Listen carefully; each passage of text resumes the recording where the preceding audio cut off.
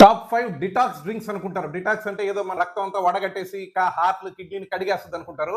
అంత సీన్ లేదు. వాటి గురించి ఈరోజు మాట్లాడుకుంటాం. 5 గ్రీన్ టీ ఉండే వాటిలో కొద్దిగా బెటర్. ఇది లైట్ గా మెటబాలిజం లో ఎఫెక్ట్ ఇస్తుంది. అంటే తగ్గిపోతారు అనుకోబాకండి, అట్టడిది ఏం లేదు.